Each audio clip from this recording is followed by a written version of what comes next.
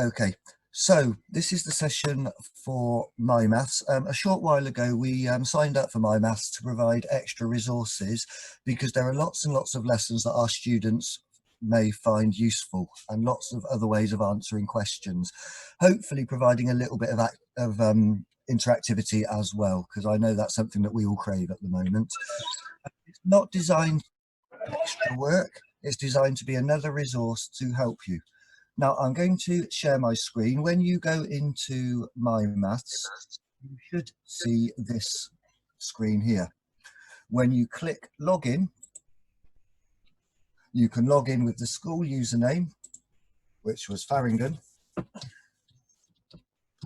and the password, which was farm. When you log in, you get this screen here. Now there is an option for yet another login. We've decided at the moment not to take advantage of this because we feel that students are being asked to remember too many different logins for too many different things. And we're using this to try and help you, not to create extra anxiety. So you do not have your own username. You can access all of the materials on the school's Farringdon and farm login. So if I close that, this is what you then see. So you can find lessons for yourselves here. So if I wanted to do a lesson on fractions, I would go into number on the left-hand side.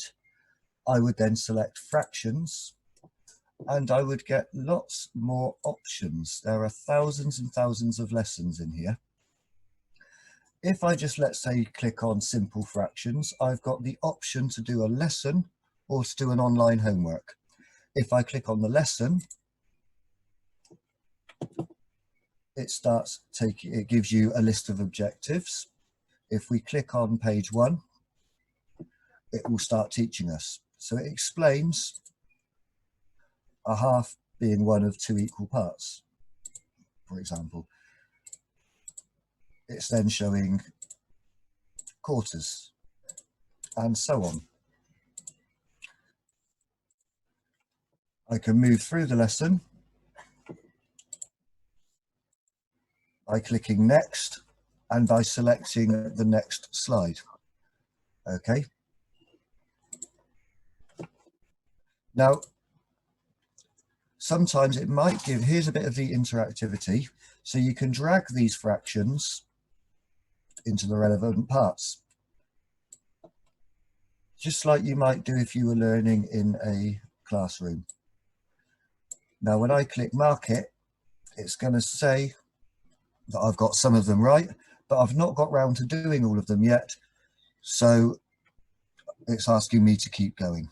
Okay, now I'm not going to keep going. I'm going to go back to my home page and talk about the online homework.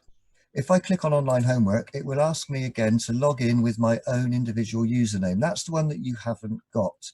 But what you can do is you can do it for practice. So if I click on practice and got these options, okay, and we can mark it. And at the end, it will tell me how many I've got right and how many I've got wrong. Your teacher won't see what you've done. So what you could do is take a screenshot and send it to your teacher, and then we will give you achievement points for that. Okay, now some of the other things that we can do on MyMaths. On the home screen, you will see further options down here. Okay, now the activities icon is quite good. This takes you straight to some things that are included in lessons, but just the interactive bit, not the bit where you're being showed how to do it. So for example, if I went into number activities and went into fractions again, you've got, for example, a pairs activity. So this is where you are looking for pairs of fractions that are the same. So if I'm looking for a fraction that is equivalent to 2/5, I'm hoping 4/10 is there somewhere. But I'm looking for something that's the same as 2/5. If I get it wrong, it will say not a match. If I get it right, it will give me that a nice well done. Okay, in addition to the activities, you might also have noticed that there was an option for games. One game that I know my year 7s quite liked, if we go into angles, is the angler game. Now, when you log in these, you might be asked to enable flash. So I just clicked continue, click on flash, allow once, and I'm in. Now, this is a really good game for estimating angles. So if I want to draw an angle of 24 degrees, I suspect it's going to be roughly there. Okay, I'm 4 degrees out, not bad, and it gives me 3 points. Okay, another game that we've got with